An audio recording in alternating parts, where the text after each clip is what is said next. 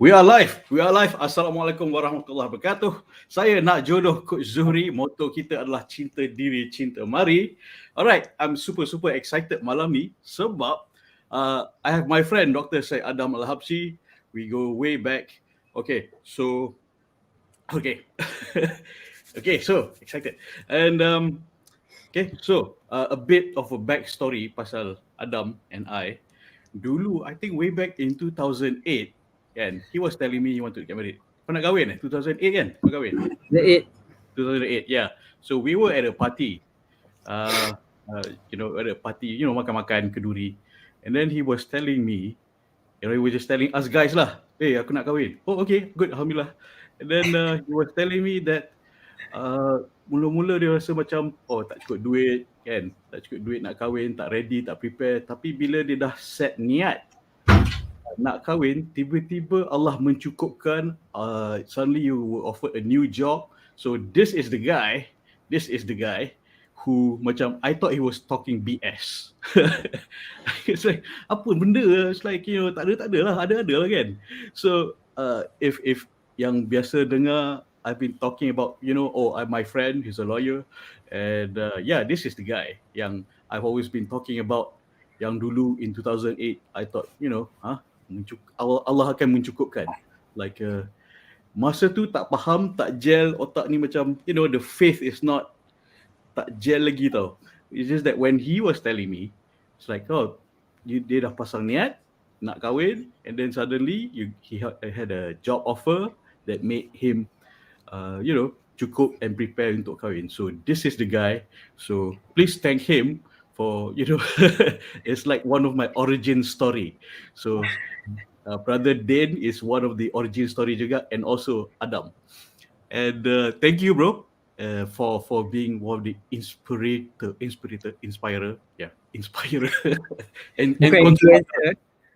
and conspirer. All right, so. Right. Good to be here. Thank you for the invite. If I can share whatever that I can share, inshallah, hope that it's going to be beneficial. Amin, insyaAllah. So usually on the show, kita cakap campur-campur lah, as long as we're comfortable. Aku cakap English, cakap Melayu. Yeah. Because in my head, I process things in Kedah English. So that's how I process Kedah things. English, eh? Kedah English, you hampa. Alright, so. Okay, bro. Alright, I haven't seen you since, I think, the pandemic started. Yeah. Okay, so, and the pandemic also has caused more anxiety to single people at the same time, whereby... Can I imagine, to be honest, I mean, I've been telling my wife, Alhamdulillah, that we're married. Because I cannot imagine being stuck MCO without a spouse. Gila. Itulah kan. MashaAllah. I mean, the patience that the people who are single are facing, may Allah bless them. Susah tu. So, I mean, dah lah dulu sebelum pandemik pun susah nak cari jodoh. Ni sekarang tak boleh keluar rumah lagi lah susah. And some resort to online and apps. Tak salah. It's just that those things, they have kena buat dengan berilmu lah. Because you might fall into scams and so forth. And on shows like this, my show Nak Jodoh is to educate people to prepare. If you want to go website, apa semua, bagus. Usaha dan ikhtiar tu penting. Tapi kena buat dengan, with some caution. And another caution is usually things about money. Takut fall into love scam, which usually, I think every year, love scam, nation lose around 2 billion a year, tak silap, in total. Gila. Okay, business. A good business for the scammers. Kan? So, alright, so, and why kita nak bincang, nak tanya pasal finance is usually for women, one of the penghalang is tak ada calon, and then rasa diri tak mencukupi. Sebab apa? Pernah kecundang, pernah kena body shame, rasa it's a it's one of their roadblocks. For men mainly, it's one is usual excuse is tak cukup duit, tak ada duit. And I believe to be able to prepare untuk kahwin is to have knowledge untuk financial preparation. And what I usually tell the listeners here is usually when people say, "Oh, I'm not ready," Well, ready is just a feeling, but what you can do to feel ready is to prepare. So how to prepare? You prepare your finance, prepare your ilmu untuk kahwin, prepare untuk be a parent. One of the other concerns with men is dia orang takut nak to be a father, a husband and an imam. So those are one of the other fears. But tonight kita focus on finance, and I already have questions coming in like, oh, macam mana nak invest in real estate and insurance and whatnot. Okay, itu later, kan? But right now, we start with the question of rasa tak mencukupi and how you, which I thought was bullshit back then. Sorry, BS back then, kan? BS back then, and how did you come about that tiba-tiba Allah mencukupi? Bismillahirrahmanirrahim. Alhamdulillah rabbil alamin. Wassalatu wassalamu ala asyrafil anbiya'i wal mursalin. Well, first things first. Bila kita kata to set the tone right lah, we are not talking about other areas. We are focusing on finance, kan? So I don't want, people to feel that, oh, nak dengar si Adam ni cakap tapi dia cuma cakap pasal finance saja. But that's the purpose of this talk. The purpose of this talk is about financial capabilities, right? And I just wanted to check, ini bila masa kita dah ada jodoh ataupun kita tengah nak cari jodoh? It's both really, whereby kita takut nak cari sebab rasa tak mencukupi. And bila a lot of cases dia orang dah ada calon pasangan and they've been tak berani nak take the step. Tak berani nak take the step. So it's both. Alright.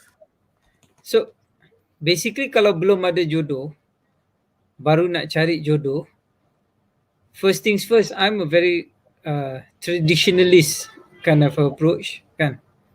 I require the consent of parents for any jodoh. So it's not that I pergi cari sendiri seorang-seorang, but at the same time, yes, I do pergi cari. That's how I found my wife. But the fact that I found her, I immediately wanted her to be accepted and blessed by my parents. So because blessings of the parents is very, very important in marriage. Because you are not marrying just the person, you are marrying the family. It's two families yang bergabung, kan, bila kita berkahwin. And in terms of finance, bila you dah pasang niat nak kahwin, then you must have a proper plan how to capai the status, financial status yang sesuai. That is why one of the key elements in jodoh is kufu. You need to find orang yang sama kufu or sama level dengan you. Because you need to ukur baju di badan sendiri. You cannot be relying on other people's level of comfort or level of success. You need to measure it against yourself. Kalau you nak kahwin dengan anak orang kaya, you kena make sure yang you mampu untuk cover dia punya kos sara hidup bila you dah kahwin. Kalau you tak mampu nak sara orang kaya, jangan cari orang kaya. Cari orang yang sama level dengan you, yang mungkin lebih mudah untuk memahami keadaan finance you. So kufu is very important. That's the first step. The second point That's the first point, sorry. The second point is, duit ni ikut hukum dunia basically. Dia bergantung pada usaha. Rezeki di tangan Allah, tapi kita punya function is usaha. Usaha yang kita nak buat kena ada strategi. Kita tak boleh sembrono nak cuba sesuatu and expect kita dapat jackpot. Maknanya when you want to do a particular business or a particular career path, etc., you must strategize the kind of revenue yang you boleh dapat, yang praktikal. Jangan expect untuk you nak dapat durian runtuh berpanjangan ataupun even for one time. Expect the normal cost of business, right? Contoh, kalau kita kerja makan gaji, maka kita build kita punya finance berdasarkan gaji yang kita akan dapat and also berdasarkan estimation gaji tu bertambah macam mana. So kalau mula kerja gaji 3,000 contohnya, janganlah hidup macam lifestyle orang bergaji 10,000. Hidup dengan gaji 3,000 kena gaya orang gaji 3,000. Dalam gaji 3,000 kena make sure ada simpanan untuk nak kahwin. Kalau you betul-betul pasal niat nak kahwin. So, and you have to be realistic. Gaji 3,000 expect nak kahwin hujung tahun, susahlah sikit sebab kos sara hidup tinggi, nak bagi dekat mak bapak lagi duit apa semua. Lepas tu nak buat simpanan untuk diri you dan juga untuk nak kahwin. So you kena ada pecahan-pecahan dia, berapa banyak nak simpan apa semua. Lepas tu you tengoklah, kalau ikut trend simpanan macam ni, berapa banyak yang you mampu untuk nak kumpul to get a comfortable wedding. So that's the second point. You have to live within your own standard, kan? The problem with our society, not with our society, with some people, is that bila you gaji rendah tapi you punya lifestyle tinggi, then you akan resort kepada unsur-unsur yang haram untuk nak dapat that extra duit. Then it's just a recipe for disaster. The moment kita masukkan elemen haram ke dalam sumber rezeki, sumber pendapatan kita, bukan sumber rezeki, sumber pendapatan, maka hilang barakah. Penting. Because kita nak ada barakah.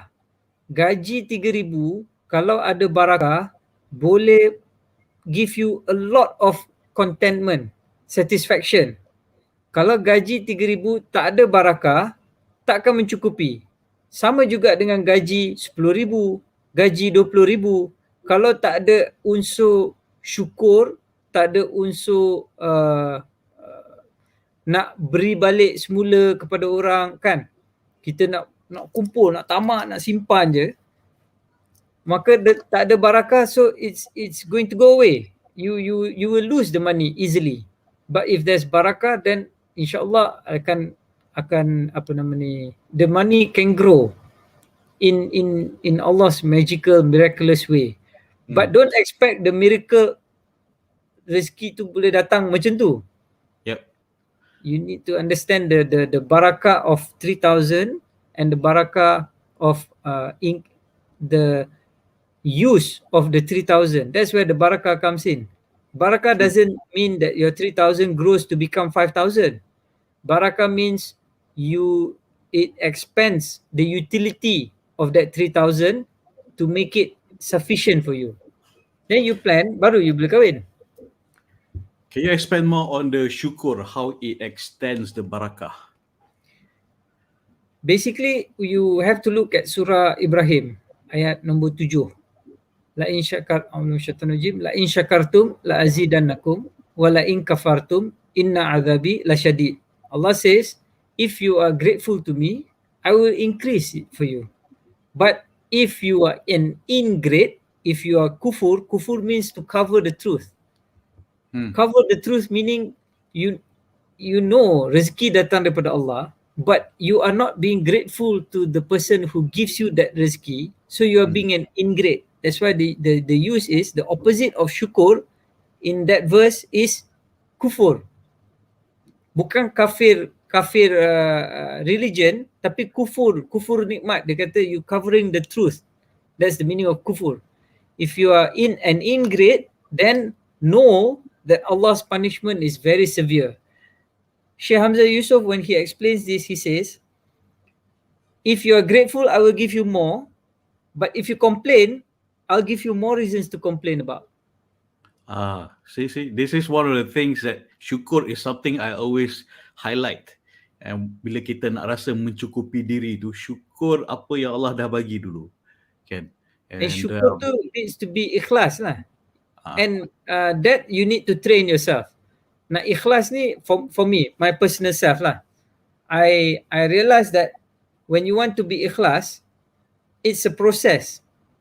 You have to, and you can change, you know. You can change yourself to be ikhlas, but you have to train yourself. Why I say you can change? Because I took a look at the hadith by, the story that Sayyidina Umar was walking with the Prophet sallallahu alaihi wasallam, and then the Prophet asked, "Who do you love most?" He said, "I love myself more than I love anything else." And then the Prophet said, "No, you're a true believer only if you love me more than yourself." So then they took a walk around the masjid, and when they came back, his son heard the Prophet asked him again, "Who do you love most?" He said, "I love you, O Prophet Muhammad." And then the son heard and said, what made you change your answer? Dia cakap, the Prophet said, the discussion lah, I mean, I'm paraphrasing, in essence, on the day of judgment, Umar can't save himself, but the Prophet can save him. So that's how great. But the key point that I want to stress here is that Umar changed his heart from loving himself to loving the Prophet instantaneously when he saw that the truth. So that's the same as your ikhlas.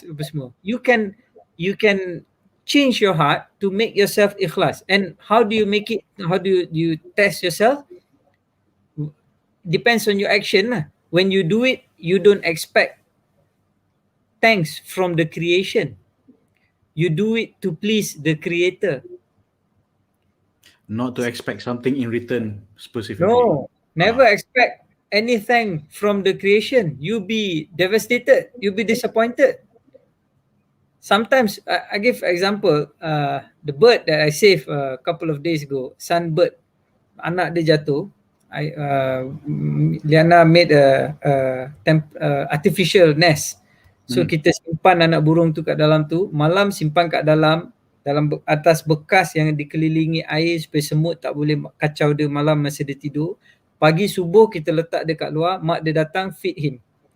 The moment when we save the chick that fell off from the nest atas bumbung, Liana can confirm this.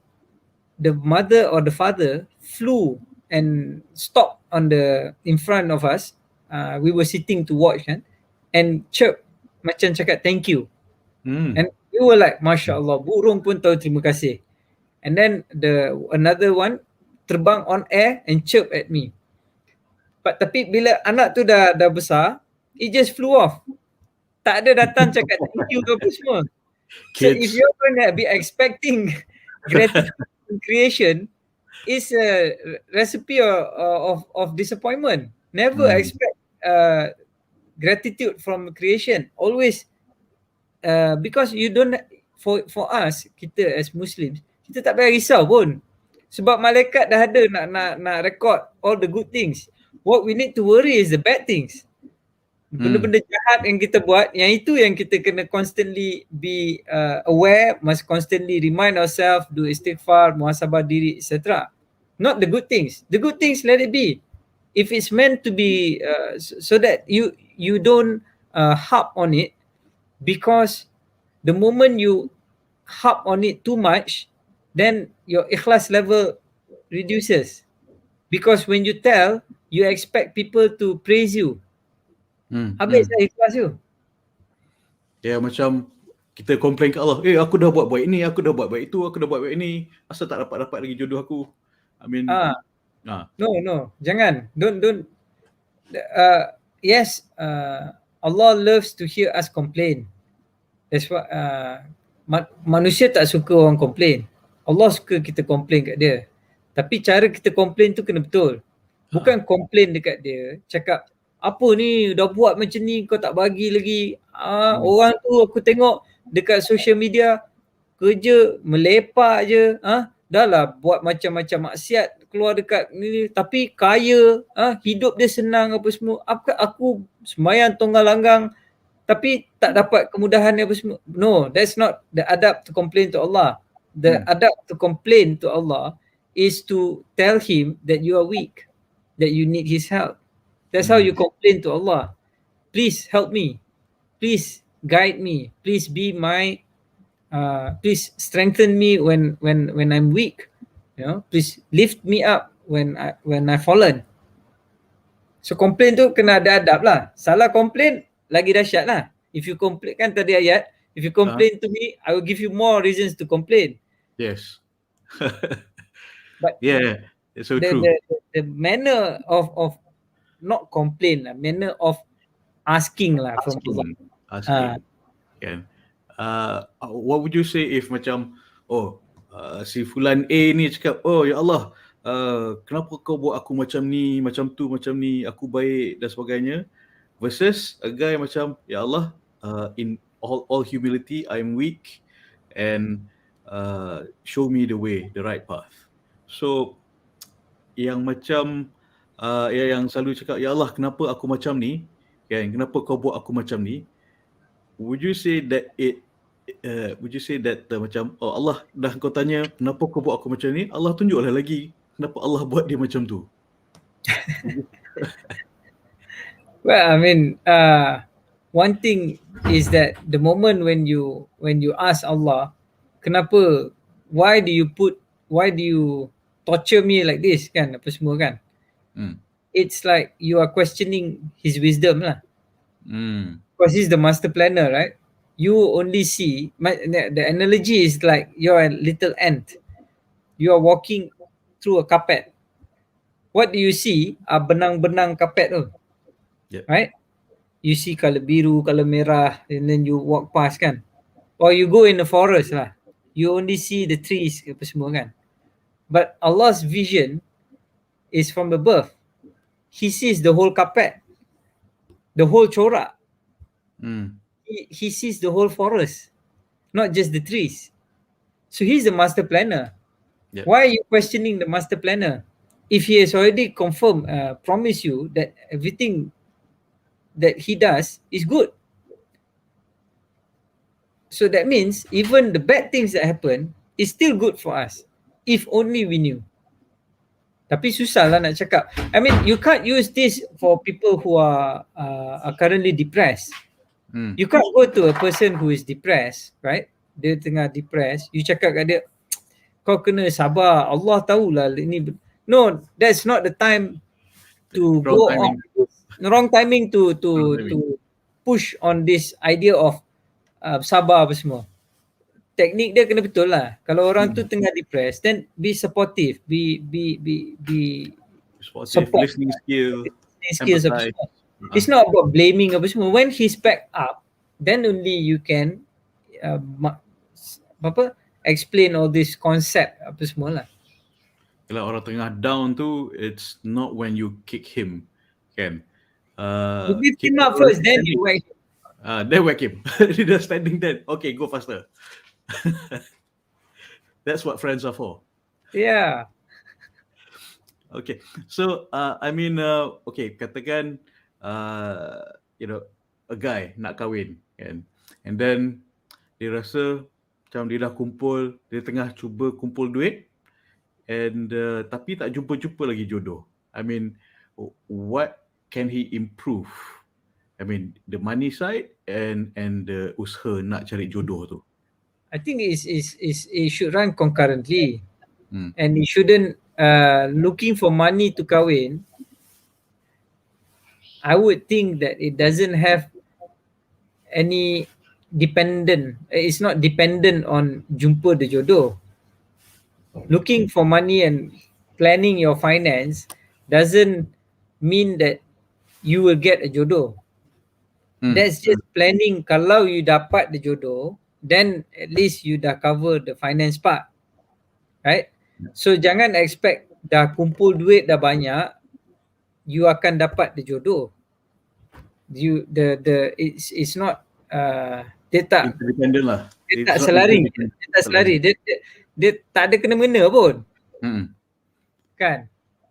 So you continue to build your finance, build up your fund to get married, but at the same time when you nak cari di jodoh tu, I think the key point to address is that I think the problem is that bila you dah katakan you dah jumpa jodoh, finance is a very important point to discuss about.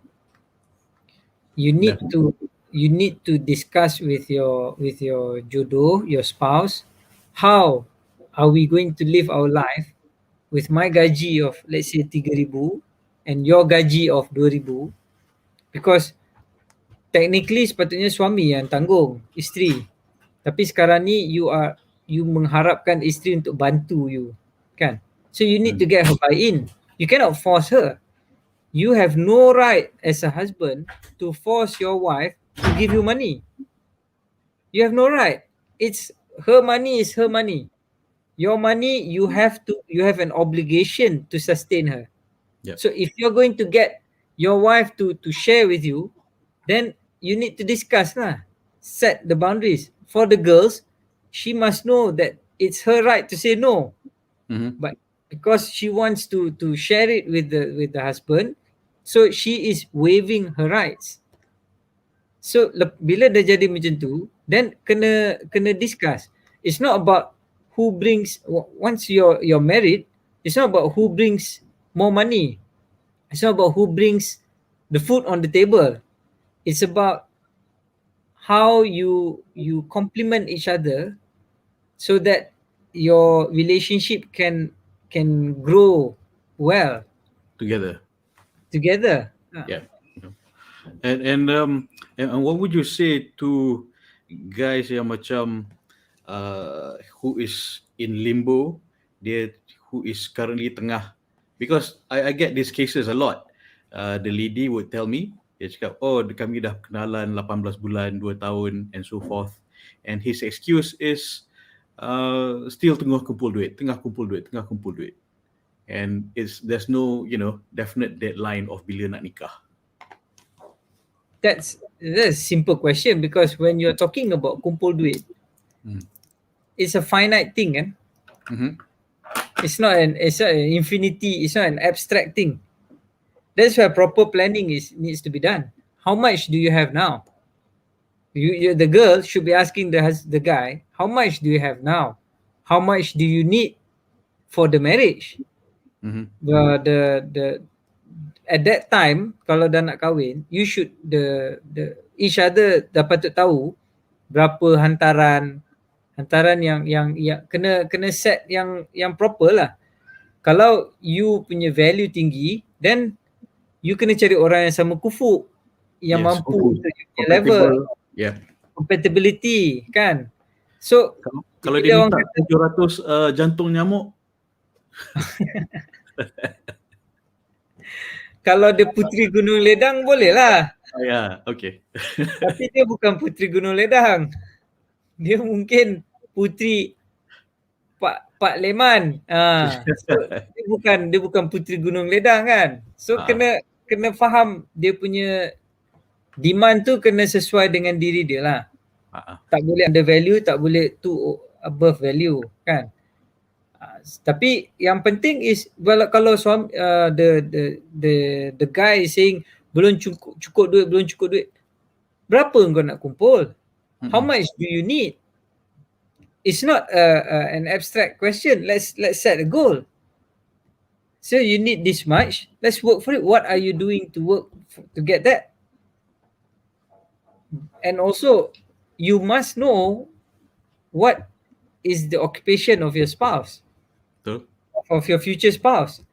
Jangan you kerja apa? Adalah kerja sini, ada kerja ni. No, kerja business apa semua. No. Kalau you have to do the background check. You have to do the due diligence. In fact, kalau dia dodgy sangat, macam I was watching, someone was asking about bankruptcy search kan. Go ahead, do a bankruptcy search on the guy. Do a secret search on the guy. If you have the means, ada cara nak buat, pergi dekat bank negara, you boleh dapat the secret punya tu.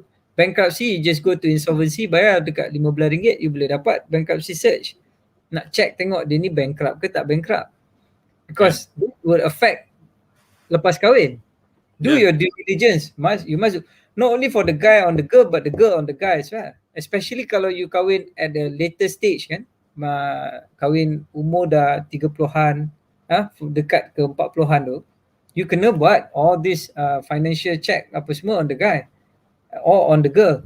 Kalau muda-muda mungkin 25, 24 tu baru habis universiti, tak ada lah risiko untuk dia bankrupt tu kurang lah sikit.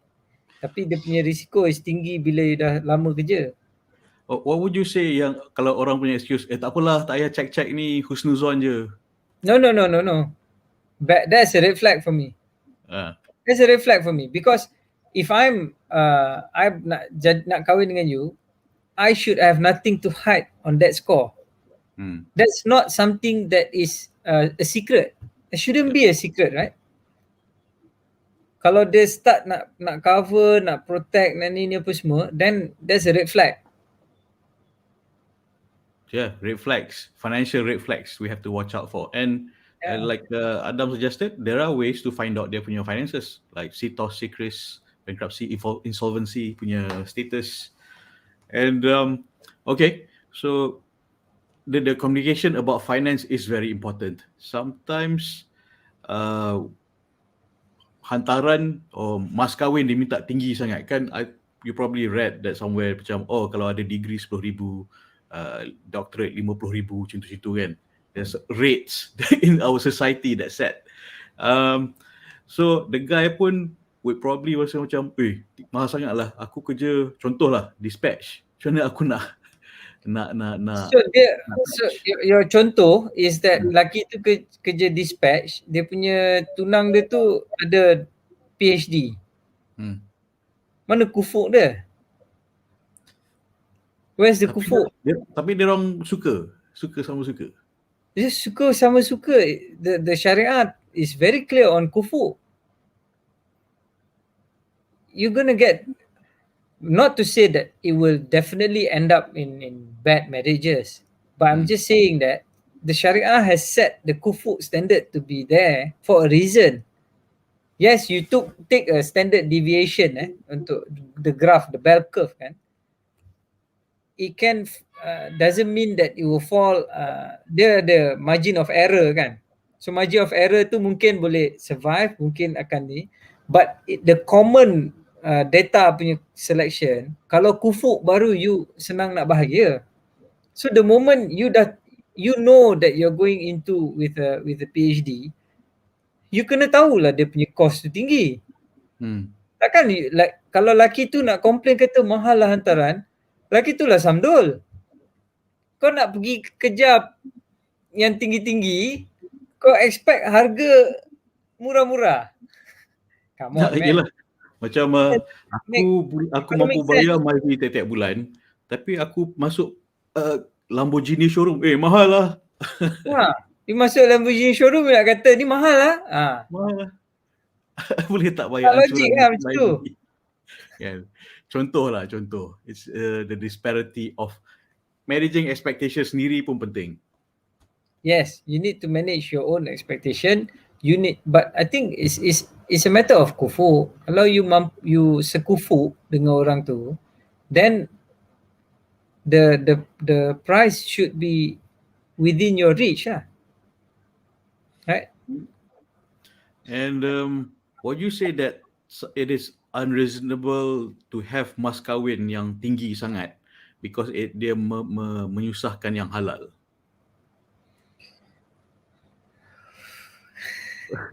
Sensitif ni kan, sensitive issue. Tough question. You know why? Because nombor satu, mas kahwin biasanya selalu murah je. Yep. Mas kahwin tu untuk yang nak menghalalkan tu murah je. But I think RM300. Yeah. My mas kahwin to my wife was sebentuk cincin berlian. In fact, I couldn't even remember the price. But it was more than the RM300 lah. So bila imam tu tanya, berapa harga cincin tu? Mahal. 2 bulan gaji. Mahal jawab dia kan. But what you're referring to is the hantaran. The hantaran is to show is a standard or set mostly by the society lah kan. But it's not a price that is not negotiable. Hantaran is always a negotiable punya price kan. Mas kahwin yang kita non-negotiable lah, ada minimum amount kan. Minimum, yeah. So dia bergantung pada to show how much you want to sort of pay for the marriage lah. You know, you're paying of this. But it's a tough question. I think reasonable family would set reasonable price, and the reasonable price is usually reasonable, you know. To I don't know, what do you think? Orang yang set hantaran yang tinggi-tinggi ni, patut ke dia set tinggi-tinggi sangat? So kau tak tahu jawapan, tanya wifi. Yeah. Dia Adam sumber is asking his censorship board.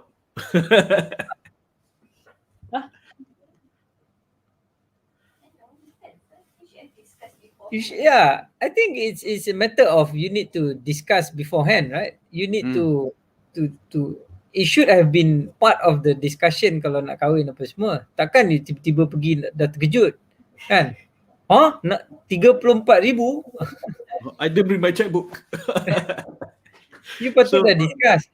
But it's usual kalau you dah set the price, then you kena check lah you punya finance. Berapa you boleh bawa pendapatan you, nak simpan apa semua, nak achieve that figure apa semua. I don't know.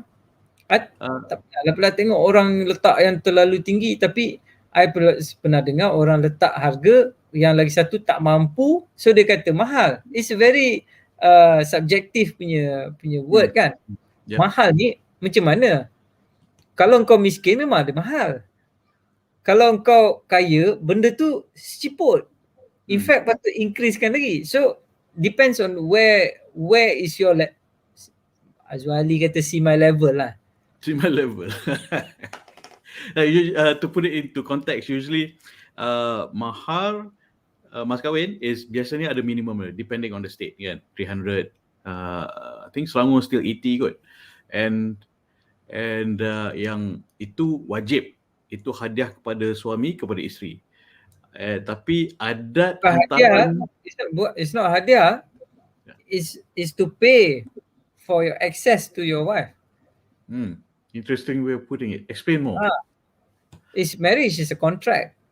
There must be a consideration. So the consideration is the mahar. What you get is that you get the wife.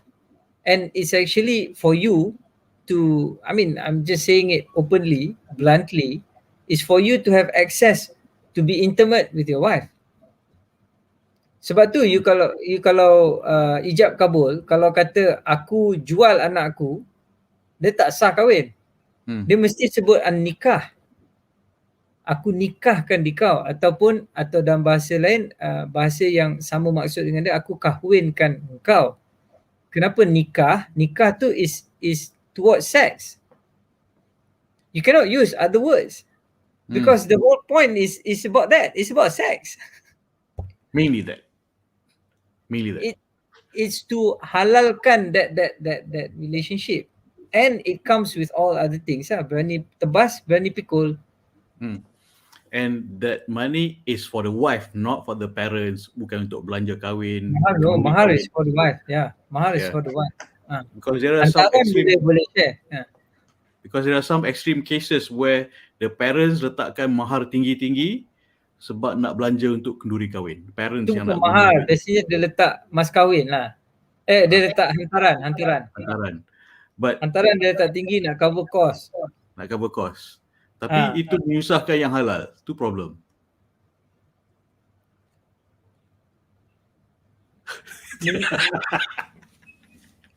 Menyusahkan yang halal sebab kalau dia dapat suami lelaki yang tak mampu. Kalau dia jumpa lelaki yang mampu, itu tak menyusahkan kan? Bro, the situation is usually sekarang ni macam ni rata-rata generally women are better educated and make more money. Men are slightly lower. So expectation parents of the girl tu biasanya lagi tinggi, kan? And it's difficult it's becoming a social issue. Di mana, mahal lah, tak boleh lah, tak mampu lah. Tapi parents the girl tu yang menyusahkan. Banyak permutation lah Zuri benda ni. Banyak, you kena betul. dari segi umur perempuan tu kan. Umur perempuan tu dah sangat lanjut ataupun masih lagi muda. Kena tengok umur lelaki tu juga. Lelaki umur 25 tahun, lepas tu you expect hantaran 100,000, memang confirm lah kawan, in normal lelaki 25 tahun takkan mampu. Normally, kalau dia anak Sultan Ismit Ulam Raja. Itu dah standard deviation, that's all the marginal error ataupun the outliers of the normal data plot. The normal data plot umur 25 tahun, lelaki baru start kerja 2 tahun, gaji kalau dalam 3,000 macam tu, mana dia nak expect dia nak boleh fork out 100,000. Kalau dia nak fork out about 10,000 pun, itu pun dah kira quite a lot of money. Dia kena save properly. I would suggest dia buka ambil ASB, simpan duit dalam ASB. I would suggest dia ambil finance, ambil Islamic finance, financing for ASB. Take for 20,000 yang 1 year punya, for example. Because at the beginning of the year, kalau you ambil that kind of financing for ASB, right?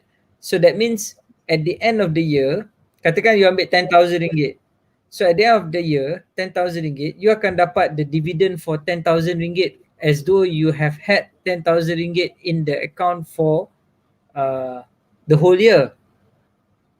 But if you simpan sikit-sikit RM100 sebulan kan, untuk nak sampai ke 10,000 tu lama, jauh kan.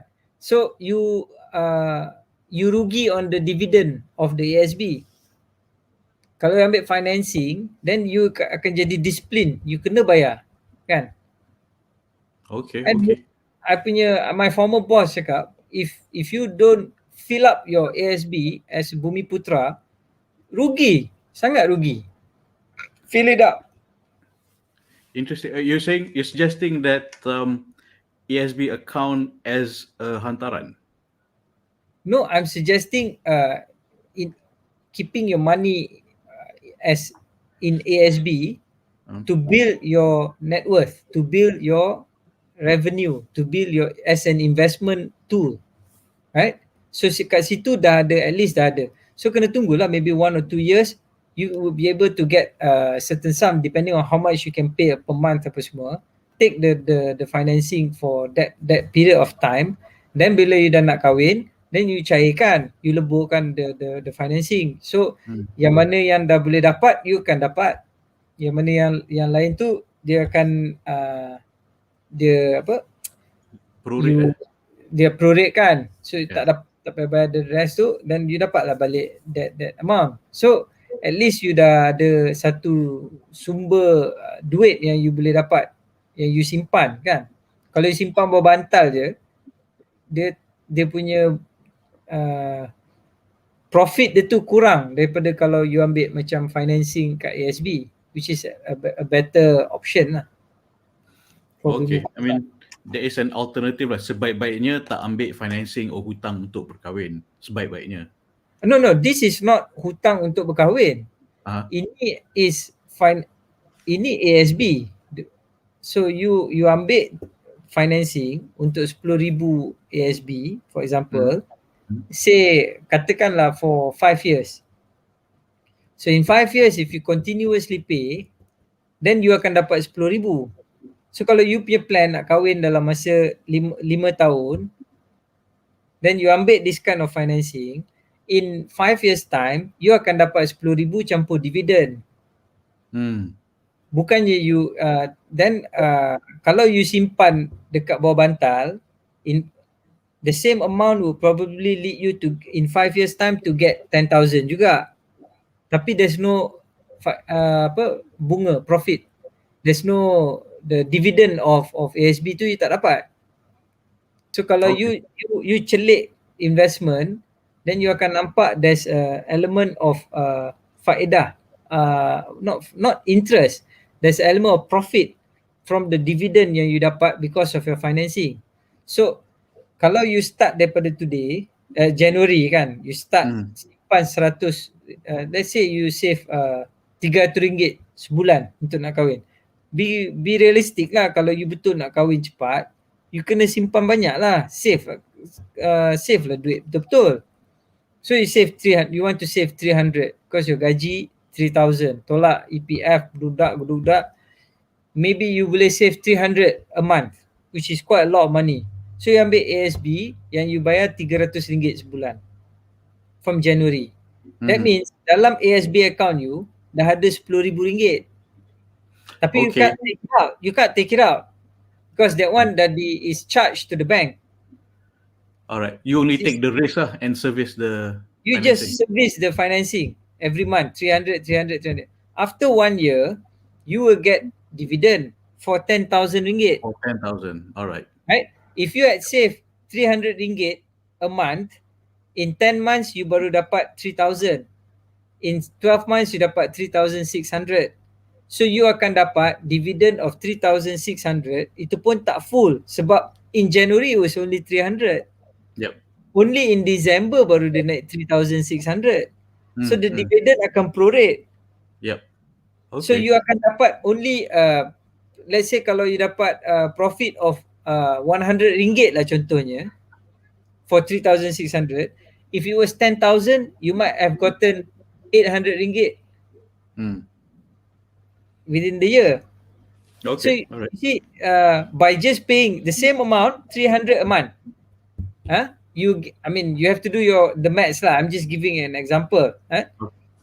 The same amount that you service financing for ASB and the same amount you simpan dalam bank, end of the year you akan dapat a dividend higher kalau you ambil financing. So that's a good investment opportunity. So in 5 years time, you get your RM10,000 and also you get 800 for 5 years. That's what, RM4,000? Yeah, true. You just have to take on a bit more risk. 1,600, 800 times 4. No, actually it's 4,000. No, 3,200. I don't know, my maths is quite bad lah. 4,000 lah boleh dah jadi lah. But it's a viable model nak kumpul duit lah kan? Kumpul duit. I've heard people who have done it untuk kahwin. Dia dah target nak kahwin 5 tahun. So they start saving, dia buat ambil financing for 5 years. In that 5 years time, dia dapat the 10,000 yang dia save tu plus the dividend. Because every year we should be expecting gaji kita nak naik juga. Yep. So lagi naik, lagi tinggi dia masukkan, lagi cepat dia service. So eventually dia dapatlah duit tu. Practical, there's a practical tip to go about it. Kan? Nak kumpul duit. 5 years feels too long. Aku nak kahwin esok juga kan. Macam mana tu? Kalau boleh aku nak kahwin minggu depan dah. Macam mana? Bukan aku. Contoh. Kalau lelaki nak kahwin minggu depan, hari ni baru rasa nak kahwin minggu depan terus, itu pun bagi I is a red flag. Because how prepared are you to get married in 1 week's time? Normally orang akan kata aku nak kahwin at certain age, then dia akan work very hard to reach that level. Kerja, simpan duit apa semua. Ada a friend of mine, dia target nak kahwin in 1 year, tak ada jodoh lagi masa tu. Dia kerja-kerja untuk kumpul duit apa semua. Masuk tahun tu, alhamdulillah jumpa jodoh tu, dah boleh terus kahwin. Dia book dewan dulu beforehand, bro. Wah, book dewan dulu. Dia punya confident level yang dia akan kahwin kan, dia Itu book bukan dewan confident, itu dulu. Lepas tu condiment. dia letak set pressure dekat diri dia untuk pergi cari orang apa semua. Allah buka rezeki dia dapat. Alhamdulillah, I think 3 orang anak sekarang. Alhamdulillah. Kaya, Masya Allah. That is confidence kan. We have to interview this guy. Nanti get me in touch with him. Confidence bukan dekat diri dia tau. That's confidence in Allah. Betul. That's very important. I think that is the key thing, confidence in Allah. Having faith. Like what you said, macam what you did in 2008, I thought that was BS. And then, kau cakap kau nak kahwin, kau dah set niat nak kahwin, tiba-tiba kau dapat offer kerja baru. And then made it easy for you to kahwin. I thought that was BS until it was my turn. My turn, aku pun macam, okay, aku dah set niat nak kahwin, aku sambil usaha, suddenly I got a job offer which was triple my salary at that time. Like, suddenly I can afford to get married. Kan? Bro, I punya niat nak kahwin was way before 2008. I always set my target, I nak kahwin at the age of 25. Because the Prophet got married at the age of 25. Tapi I wasn't prepared to get married to a lady of 35 years old lah. Or 35 to close to 40. Yeah? I wasn't prepared to go on that route. But I was prepared. I wanted to get married at 25 because if he got married at 25, then there should be some, to me lah, I was thinking that's a significant age to get married lah. So I wanted to get married at 25. I got married when I was 25 in Hijri calendar because it was in April. Kalau Gregory calendar, aku punya birthday in July, aku belum 25. Tapi Hijri calendar, I was already 25. So I tell people I got married at 25. Lambat sikit. Depending on which calendar you're using. But it was long before. Dah lama dah tu. And the plan was memang dah pasang niat, usaha, cuba cari jalan nak buat kerja-kerja merepek untuk nak buat duit ni apa semua. Dapat buat production hijrah remaja. Kat situ tiba-tiba ada sumber rezeki untuk nak kahwin, simpan kan. Lepas tu kerja. And then my in-laws cakap, my mother-in-law cakap nak kahwin, masa tu I was on contract. Dia kata nak kahwin kena kerja tetap. So I was waiting, dapat government kerja tetap. Settle lah, jalan lah. You weren't just waiting, you put the ikhtiar into it. Of course, yeah.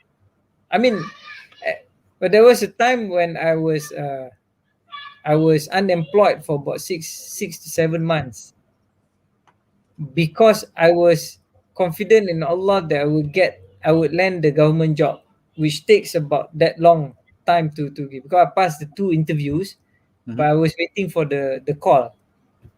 I was somehow or rather, I just had that confidence in Allah, and I was just waiting for that job opportunity to come. I was waiting, and then alhamdulillah, Allah works in His ways. I got the call for the job, and then I joined the judiciary at that time. Jadi lawyer? No. That time jadi judicial officer. I didn't become a lawyer first because I didn't want to do my chambering. Chambering is a tough period for a lawyer. I wanted to skip that, so I joined the service. I joined see. the service for after 1 year you get exemption, but I was there for about 5 years eventually. Okay, all right. Cool. So you strategize. You have to strategize, but you have to have backup plans, etc. If you're planning to go in one direction, then you must have backup plan. You can't put all eggs in one basket. You need to have a few opportunities. Yeah, I just got a very good tip the other day from a very prominent Islamic finance punya guy. Dia cakap, I asked him, how do you overcome the feeling of being rejected when you get rejected for a deal? Then he said, he didn't answer that question, because he said you should not focus on one deal. You should be focusing on multiple deals at the same time, so that you don't have time to feel bad that you lost one, because you have a lot of other options. So usaha. No, the And key is usaha lah. Tapi ta'aruf tak boleh more I, than one at a time. but I mean, I told some people kan, I cakap rezeki ni memang kat tangan Allah. Allah wa tarzuqu man tasha' bighairi hisab. When Allah wants to give, he can put no boundaries. He can give you. Kalau dia nak bagi, dia boleh bagi you memang unexpected, right? But to get that blessing of rezeki, you need to have usaha. You must put effort. So if you want rezeki kahwin ke apa semua, then you have to put in the effort. But you have to be smart in putting in the effort. You tak boleh sombrono. You must be strategic. You must be have proper planning apa semua. Because usaha yang bersungguh-sungguh tak semestinya akan dapatkan you rezeki yang banyak. Kalau you tengok, I've always tell people, and between myself and yang kerja sapu sampah kat tepi jalan, effort wise, I think they work harder than me. Kalau you nak kata dia in terms of mengerahkan tenaga untuk kerja, dia orang kerja buruh ni jauh lagi banyak kerja lagi keras, right? Tapi dia punya the pay is different. So dia bukan pasal semata-mata kepada kerja keras, kerja yang keras, ya, tapi it's more about strategic kind of work smart. Work smart and work hard. You have to work hard, but you must also work smart. I think one of the problem where orang cakap nak kahwin, jodoh lambat sebab tak cukup duit. So one of the problem is how much is cukup. They don't plan have a number in mind. So how can you please stress to people like, please have a plan, be definite, have a number in mind. Have a figure and work towards that figure. It's a very simple. Kalau you buat business, kalau you kata saya nak jadi seorang usahawan yang berjaya, you have to ask, apa tu usahawan yang berjaya? It's so subjective. It's so subjective, right? You nak kahwin, nak cukup duit, how much? How much is the cukup? Kalau hantaran 5,000, sekarang kahwin masa COVID is much cheaper. I just have acquaintance, yang kita orang kenal, got married, RM2,000 dah settle lah. Kan? Yep. Tak payah buat majlis. In fact, itu pun dia buat majlis, dia buat makan dan dia hantar-hantar dekat orang apa semua. Tak payah jemput orang. Orang pun tak tersinggung kalau you tak jemput orang tu kahwin. Harap tak dijemput sekarang. Haram untuk jemput. Better. Time ni lah paling bagus time untuk nak kahwin. You save a lot of money. Yeah, seriously. Aku pun I keep suggesting to people, now is the best time to get married. It's cheap. It's the best time. So affordable. Because I usually tell a story where macam students abroad, they orang nikah, kahwin, and sometimes they just have a bucket of KFC. Sebab it's just to celebrate and to announce that they are married, to mengelakkan fitnah. You don't have to, to spend so much. Kan? I mean, the difficulty, I think the difficulty of me answering your question just now is probably because ada setengah orang okay dengan cara kahwin macam tu. Ada setengah orang tak sesuai untuk kahwin macam tu. Dia kena jaga hati dia punya parents, because wedding is mostly your parents' affair, kan? Yep, true. Very So true. you kena jaga hati parents apa semua. So walaupun dia nak kahwin simple, tapi kalau parents dia nak banggakan, nak berbangga dengan anak dia dah berkahwin apa semua, dia kena respect benda tu juga. That is not that's the only way. Cheap way is the only way untuk kahwin. No, that's not right.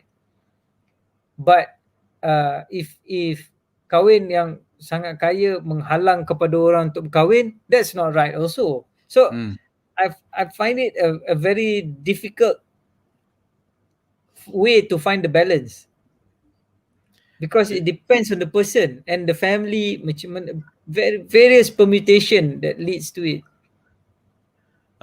You know what I did that is so cheeky? Sebab aku nak kahwin, I want it my way. Aku cakap kat mak aku, cakap, nak kahwin lari. Jangan. Okay, what do you want? How do you want it? Yes. I leverage that way. Nak kahwin lari lah. Kahwin cowboy. I put on my cowboy hat. This is how I'm doing it. Yeah. Kahwin lari. So, okay. Nanti I bawa balik tunjuk kat ibu siapa. It's like, jangan. I went to an extreme to get, my middle path. So, if it works, it worked for me. If it works, why not, kan? You know your own parents. You know how to negotiate with your own parents, lah. That's right. How I negotiated. You leverage on things, kan? That's negotiation. Art of negotiation. But if you negotiate tak dapat juga, then I think respect of the parents is definitely high. You have to respect parents. No, I mean, kalau kau fikir macam ni, kalau mak perempuan tu nakkan something, kan, untuk kahwin, let's say dia minta RM10,000 for example, kan, kau betul-betul tak mampu, kan, so kau jumpa tu untuk cakap boleh tak negotiate ke apa semua, dia tak nak ubah, dia nak RM10,000 juga apa semua, kan. Kalau kau kahwin lari apa semua, kau tak dapat barakah tu. Anak perempuan tu tak dapat barakah mak dia untuk nak kahwin. Then buat apa nak go, I mean, all out on that? There are various other ways to go about it. Doa ya muqallibal qulub tsabbit qalbi ala dinik wa ala taatik. Oh possessor of hearts. Kalau nak, aku punya style kalau nak negotiate dengan orang is always to ask Allah to win the battle of the hearts. It's no point. Sometimes you cakap macam mana pun, your point just tak masuk kepala orang tu. You nak negotiate macam mana pun, dia tak boleh masuk. Tapi kalau you dah doa dekat Allah untuk control opponent you punya heart, senang sikit battle. Minta Allah lembutkan hati. Lembutkan hati dia, because dia yang control. Dia boleh keraskan hati kau, dia boleh keraskan hati kawan tu langsung telaga. Tapi kalau at least, I mean, one tip lah, doa kepada Allah untuk minta lembutkan hati tu. So probably the biggest tip. Barakah of the parents is very important. Kufu is very important. Kalau unreasonable, then minta doa untuk reasonable, kan. Tapi it could be harga tu memang reasonable. It's you who is being unreasonable to say that is expensive. Yeah, could be juga, kan. Apa ni, tak tengok ke aku handsome macam ni, patut dapat RM5,000 je lah, kenapa nak bagi RM10,000? Contoh lah. Kalau dah handsome macam tu, bagi je lah RM10,000. Dulu rambut kau tak panjang. But you have to be, it's difficult. I cannot, tak boleh nak jawab lah, Zuri. Susah, because you kena tengok from various angle, various permutation to this equation. True. That different. It's always case by case basis, kan? Case by case. Yeah. And so hantaran tinggi, kadang hantaran tinggi. Kadang hantaran tu kita rasa tinggi. I mean the guy akan rasa tinggi kalau dia tak mampu. So it comes back to it's several elements where hantaran tinggi, tapi dia sebenarnya actually tak tinggi, the guy yang rasa tinggi, kan? And then whereby the sekufu is very important. Sekufu, orang Jerman cakap compatible lah. Compatible tu bukan, it's not just personality dah kahwin, aku dengan kau sesuai, you know, we can roll. No. Kufu is intellect level, family, social status family. Kalau wife tu dah biasa ada maid, then the kufu is that you have to provide a maid. Kalau wife tu dah biasa naik kereta, then you kena provide a car. Tu baru kufu. Because kalau you bawa motor, dia naik kereta, then dia yang kena waive dia punya ride. True. Yep. So, yalah. Obviously, akulah maidnya sekarang. Aku pun cuci botol tu. Aku marah anak aku. Berhentilah minum botol, penat aku basuh. Susu botol minum dari cawan tak boleh ke? Okay, so recap balik tips. One is one of the nak kumpul duit, plan ahead, have a definite number. Satu, kan? Because kalau duk cakap begai macam sembang kencang je, oh nak kahwin, tapi don't have a definite number, tak ada goal, no actual goal. Itu red flag lah. Kalau dia tak boleh nak letak number, maknanya dia stalling, kan? Dia stalling, dia tengah buying time. Then red flag lah. Kau betul nak kahwin, discuss lah berapa jumlah. Okay, kalau kita nak kahwin sekarang, kalau you nak buat business pun macam tu juga. Nak buka kedai, okay, berapa modal nak beli meja, nak beli kemah apa semua. Berapa modal nak beli bahan mentah untuk nak start buat apa semua. You kena tahu you punya stock, you punya cost, you punya macam mana nak jual apa semua. Semua costing sama macam nak kahwin. Berapa jumlah cost dia apa semua. Lepas kahwin, macam mana dengan kos perbelanjaan seterusnya apa semua. You sanggup tak share you punya gaji dengan I, kan? Maybe for you tolerate I untuk a certain period of years, let me work my way so that once I reach a certain level, then you boleh relax and jadi tai-tai kat rumah. Then these are the plan. You have to plan. Itu semua kena bincang sebelum kahwin. Wajib. Wajib discuss. I mean, one of the concerns and one of the things I always try to stress to the ladies especially, you have to discuss these things. Kena tanya. All these things. Set the expectation right. Yeah. Set the expectation right.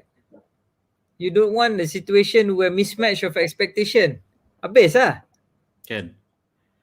And yeah, kena tanya. I mean, the concern of the ladies biasanya, dia orang takut nak tanya these questions is because nanti dia takut dengan number tu, dia takut dia lari lah. So the guy lari kan macam mana? Then he's not good enough lah. Exactly. That's the red flag. That's what I keep trying to tell them. It's like, okay, then he's not your match. Then say alhamdulillah. So the next time, next one, move on. Yeah. Next one will come, inshallah. Yes, definitely. You know, kita susah Zuri. Pasal apa? Pasal kita dah kahwin. Memang susah nak explain dekat orang yang tak ada jodoh. Sebab orang yang tak ada jodoh, dia akan kata kau apa tahu kau dah kahwin. Orang belum jodoh lah. We've been through that, kan? Tapi we were lucky. Not luck. Allah bagi. Kita minta kat Allah. That's the difference.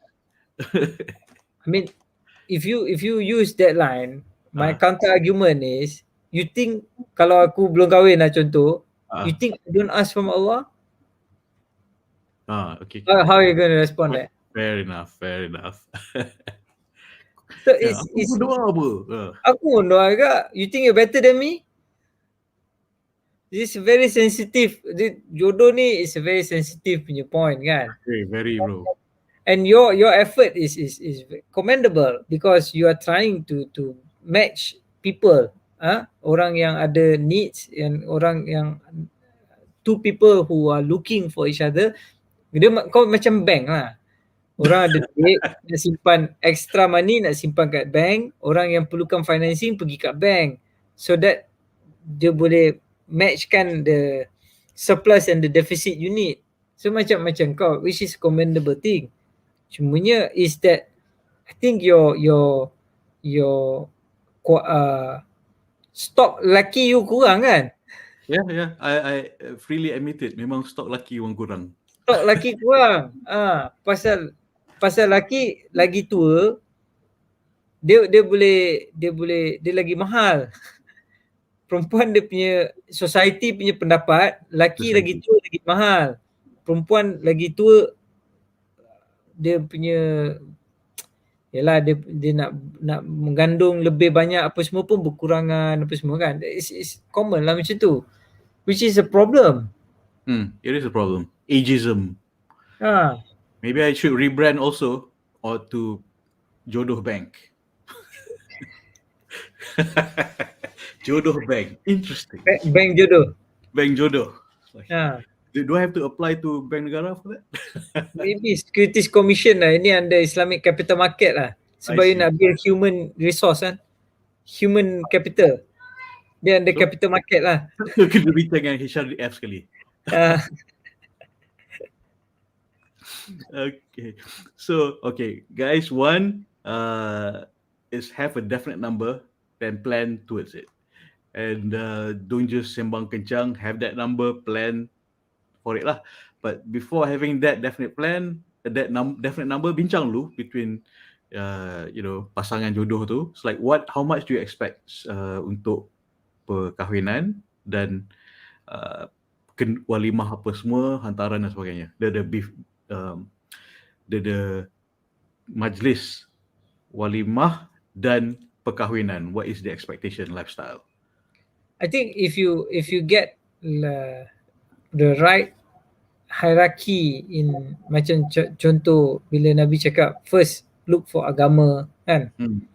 Second you look for can't remember the sequence lah, but the wealth, the family, the lineage, beauty, those things kan, beauty. Kufu is also part of that. I mean, not mentions. I'm not sure they mention atau tidak, but kufu is one of the item lah. But ultimately, if you look for deen, then you will definitely be. You look for religion, then you definitely hit the jackpot. But True. It's the problem is that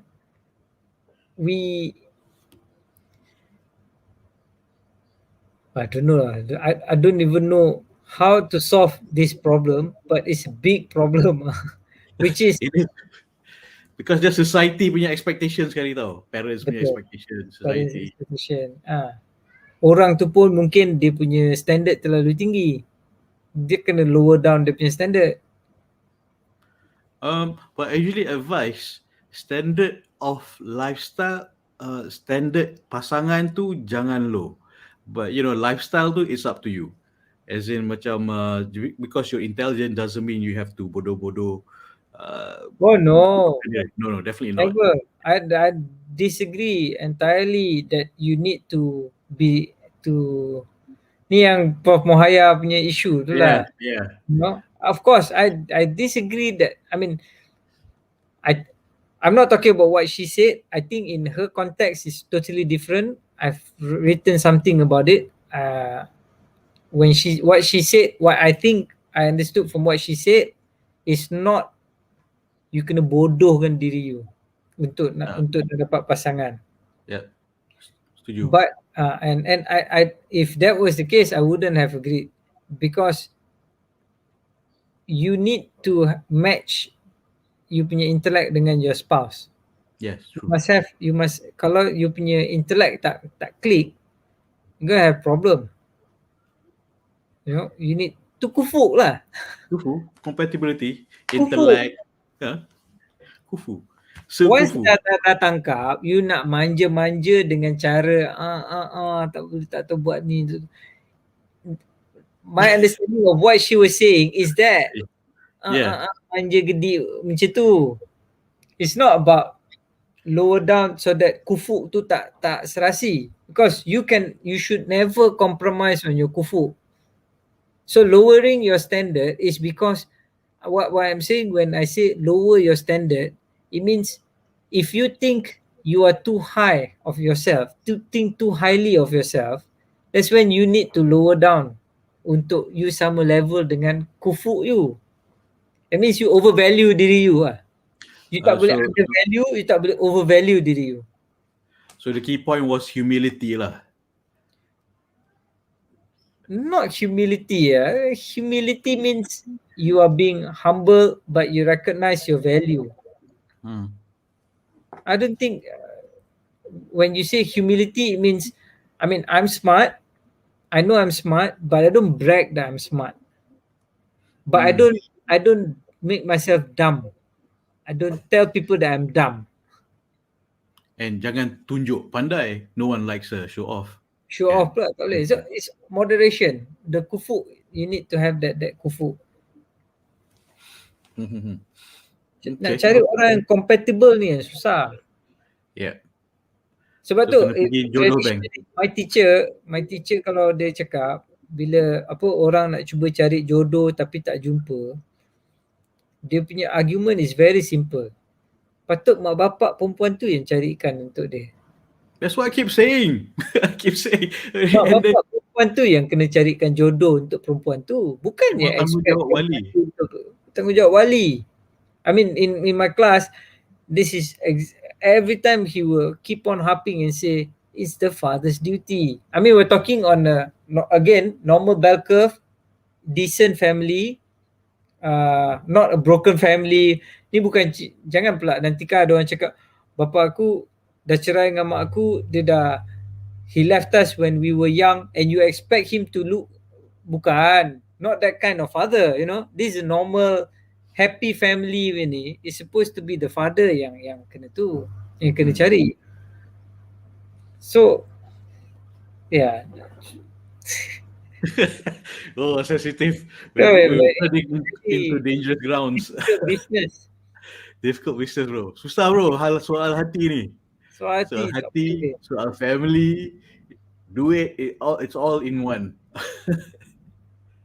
I mean, for me, the reason why I agreed to this is just on the finance part. Okay, so all right. So let's get back on the finance punya question. So your one tip is your first tip is have a definite number, a goal to. No, first tip is to get orang yang kufu. Sekufu. Ambil sekufu dulu. Sekufu is most important. Second tip is you can have proper financial planning, right? Lepas tu you kena bersyukur untuk Allah increasekan lagi the barakah. Okay, alright. So, 3 tips. Bila berkah tu dia jadi cukup lah sebab dia berkat. Yes. Berkat tu akan mencukupkan. Berkat tu boleh menambahkan lagi. Mencukupkan lah. Yeah. So syukur and sedekah. Would you say sedekah is one of way course, to way to murahkan rezeki. There are various ways to murahkan your rezeki. Selawat, doha, sedekah, give when you need. When you need, you give.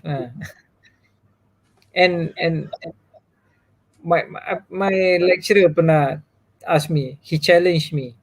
Dia cakap, why don't you give 10 ringgit as charity one day, and throughout the day watch how Allah gives you back more than 10 ringgit. So I did that, not to challenge Allah, but to see his promise. I bagi the 10 ringgit. I still remember during that day, petang tu ada orang hantar, you know, dekat office, dia bawa macam cake ke apa, cupcake or something. Satu tu dah lebih 10 ringgit lah. I'm like, wow. Amazing. And I keep reminding the viewers jodoh juga rezeki, kan? Jodoh pasangan juga rezeki. So kita nak Allah murahkan rezeki. Duit bukan banyak jenis rezeki, jodoh, duit dan sebagainya.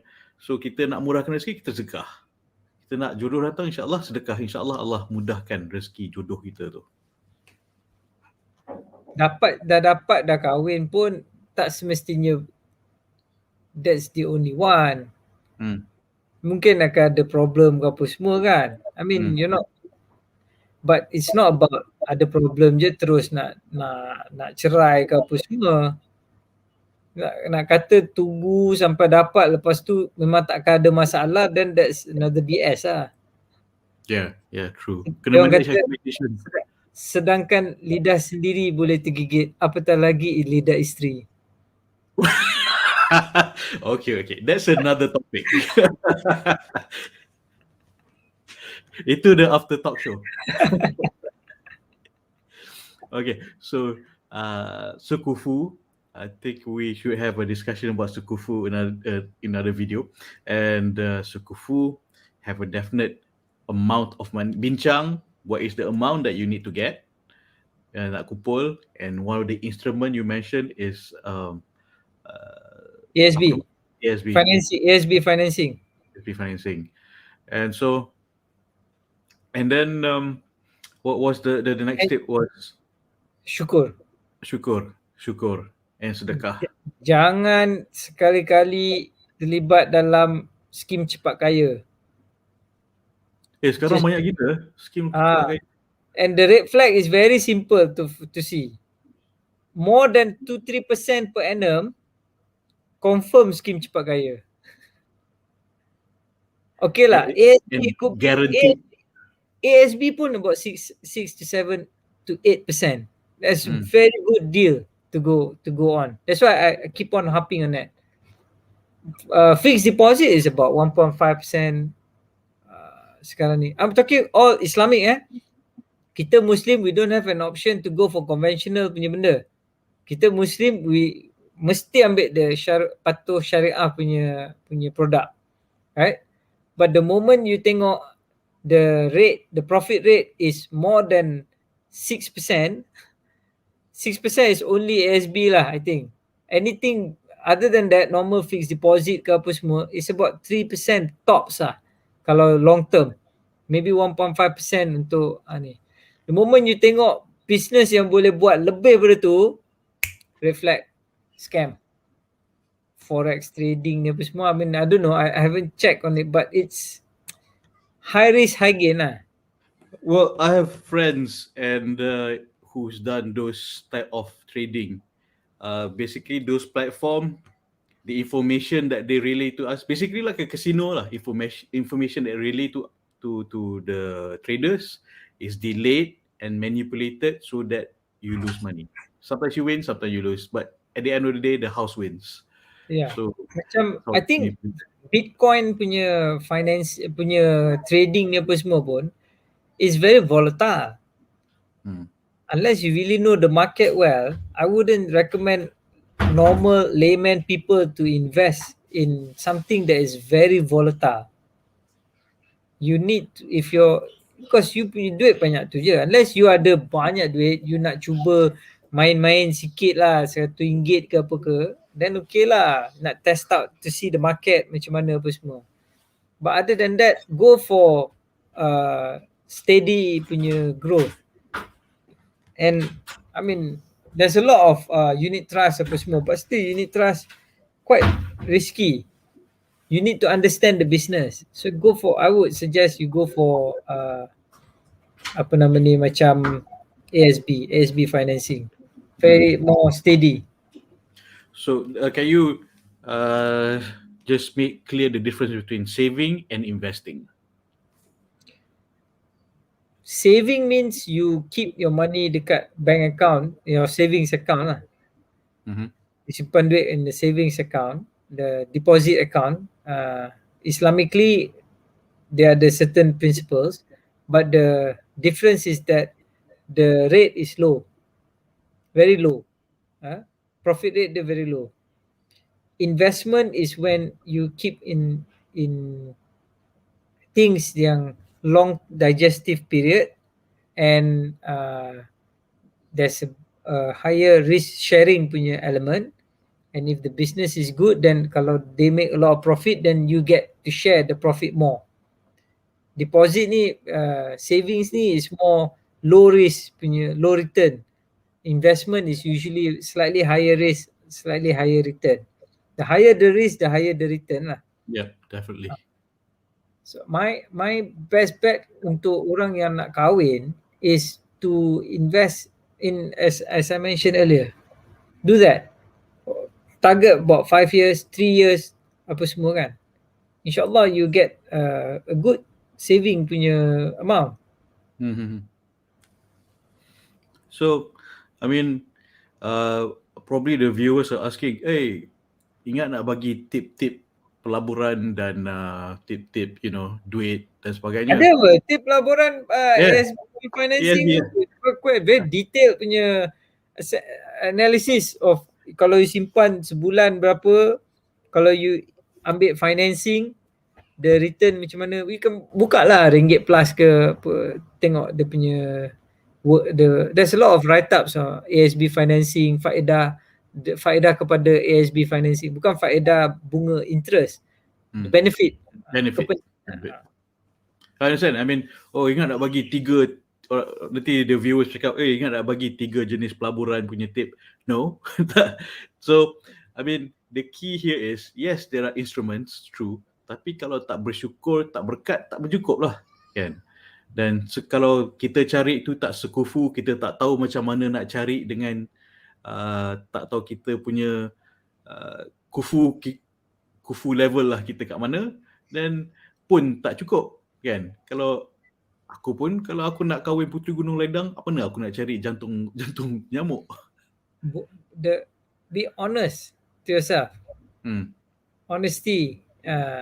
You need to tell yourself, you assess yourself, how much am I actually worth to get your kufu level? How much is she my kufu in assessing? So start with self-assessment. You can discuss, you can sit down and discuss, and then then tengok macam tanya soalan ni apa semua ni, then you boleh tahulah you punya level kan. Tapi the problem sekarang ni, perempuan tak jumpa orang untuk nak duduk discuss pun. Yeah. That is one of the main challenges. That's the challenge. Dia tak jumpa lelaki yang dia boleh duduk dan discuss. Kalau dia jumpa, sure dia akan tanya. And ada juga problem where macam tak kisahlah asalkan dia terima saya seadanya. That is a red flag also. Bukan red flag. You dah discount diri you too much. Yeah. So aku bagi contoh di mana, katakan terima seadanya, you terima apa-apa je lah. Terima apa-apa je lah. Okay, contoh je ni you pergi restoran, you cakap ke waiter tu, minta lah apa-apa je lah, aku terimalah seadanya. Kan? And lepas tu waiter tu bagi ashtray. This is not what I wanted. So what did you want? So what do you want? Kan? Tu penting. You have to know what you want, and your own punya kena self-assessment pun kena penting. Okay, alright. So, alright, dah 10:30. So, thank you for staying. Syok, lama tak borak.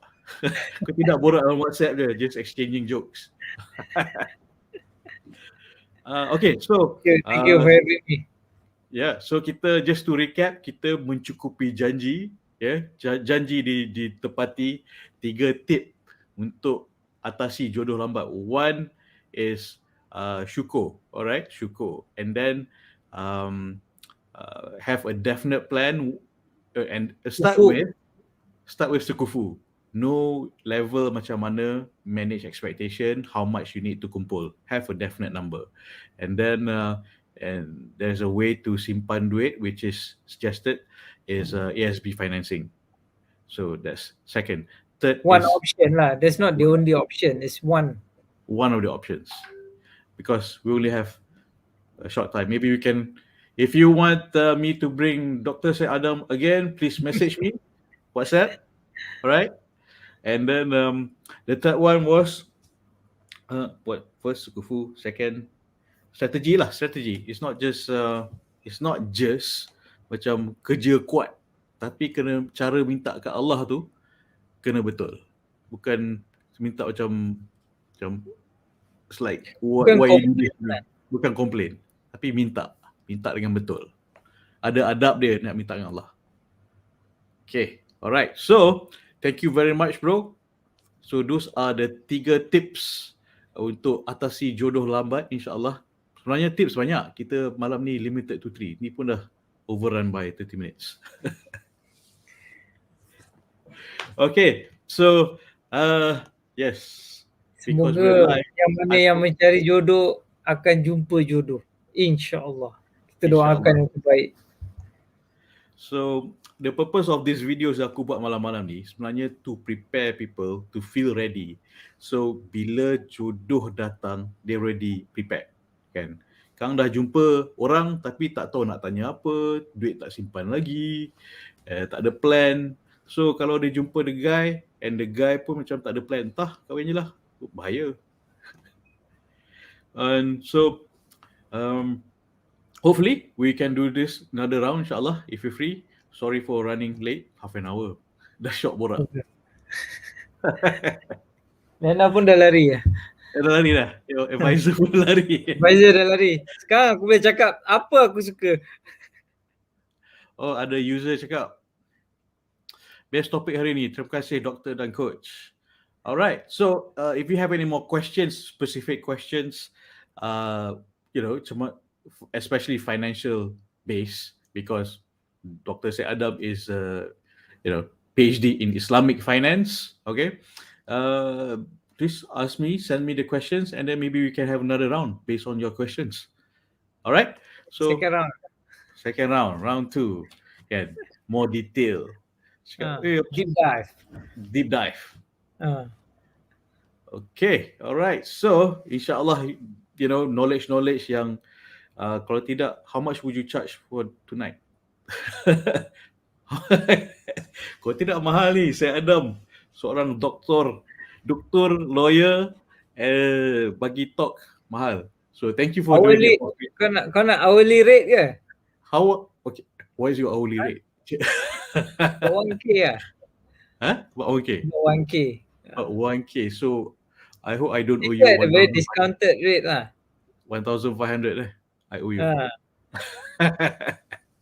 Alright, so you got 1,500 ringgit worth of knowledge for free tonight from Dr. Syed Adam and Nak Jodoh Coach Zuri Yui. So siapa nak lagi value, you have to ask me questions and then we'll have another topic dengan Dr. Syed Adam, insyaAllah. So WhatsApp to me. This is my number. My number is. So aku tiap malam bagi homework, bro. Sebab nak tahu, give them a chance to ikhtiar lagi, nak dapat gain knowledge lagi, kan? Ilmu tanpa amal. Dapat knowledge is not easy, bro. Kan? It's never easy to get knowledge. Free knowledge is the moment you usaha untuk nak dapat the knowledge, masa tu lah dia melekat kat dalam. Yes, true. Especially kalau you dapat cikgu yang garang, cikgu yang tough teachers apa semua, kan? No. Any teachers, tough, yang lembut, apa semua. The knowledge tu, the usaha tu, the effort, the ikhlas. It goes both ways lah. The teacher must be ikhlas and the student must be ikhlas. Memang akan dapat. Tak kira lah dia garang ke, dia cengih ke, dia lembut ke. Kalau dua-dua ikhlas, insyaAllah knowledge tu melekat. True. So I hope everyone here appreciate dan terima dengan ikhlas ilmu yang dah di-share malam ni, kan? And show me and show us that you appreciate by thanking us by asking more questions, because we want you to benefit, insyaAllah. And yes. I agree with your method. Ask questions, because by asking we learn. True. Your question, the audience punya question will make us learn. That's definitely true. The more when we teach, we understand better. By And what question. can what you gain is not just knowledge from textbook. This is experience on real life punya situation, and so that you don't make the mistakes what other people do. So you are on a fast track of nak jodoh and financial punya planning. Okay, so all right. Hey, thanks, bro. Nice, brother. Okay. All right, thank you so See you time. much. All right, man. Assalamualaikum. Salam tullah wabarakatuh. Take care. My You regards too. to Be safe. the chicks. My regards to your wife and hugs and kisses for your kids. All right, will do. Okay, bye. All right, take care, man. All right, thank you very much, everyone. Thank you so much for joining. So yeah, so hourly rate dia 1,000 an hour. So he just basically gave us 1,500 worth of knowledge, and you got it for free. And hope you show appreciation by sending us more questions. So send more questions, what you want to know, what you're curious about. You nak belajar apa lagi? Because he's a man with a lot of experience. He looks young. Hello, he looks young. Okay, especially dengan rambut panjang tu. Usually dekat legal firm dia pun, klien datang, oh, who's that young lawyer? No, he's not young. Dia nampak muda. Okay, so he has a lot of experience. Please send more questions. All right, show appreciation for what has been shared. Ask more questions. This is your ikhtiar untuk mendapatkan jodoh lagi. Okay, so you are prepared. When the time comes, you know what to do. This is preparation. All right, so thank you. Ooh, more questions coming. Alhamdulillah. Okay, thank you for asking the questions. Alright, so insyaAllah tomorrow night kita sambung lagi. Okay. Thank you so much for joining. My tekak pun dah kering. Okay, so thank you for joining. Saya Nak Jodoh Coach. Minta you hantar financial questions. You ask questions, you will understand. Yeah, you understand better what you're thinking, what you know, what you don't know, what clarity that you need. So homework. Okay, this is my number. WhatsApp. And join our Telegram. Which is username adalah Nak Jodoh, where kita akan post balik this audio on Telegram, so you boleh dengar lah esok as like a radio dan sebagainya. And we can discuss further on Telegram. All right, so cool. Thank you very much for joining. I really appreciate you, the watchers, viewers here, and thank you. And I pun suka sebab I dapat pahala bila share ilmu. So I dapat pahala. Thank you for the opportunity to share ilmu with you. Alright, so okay, so sebelum saya undur diri, kita baca doa dulu. Okay, Bismillahirrahmanirrahim. Ya Allah, aku minta pasangan yang menjadi menantu yang baik pada ibu bapaku, yang disayangimu untuk mendapat keredaan-Mu, berganding bahu bersama ke jannah-Mu, ya Allah. Amin. Type amin.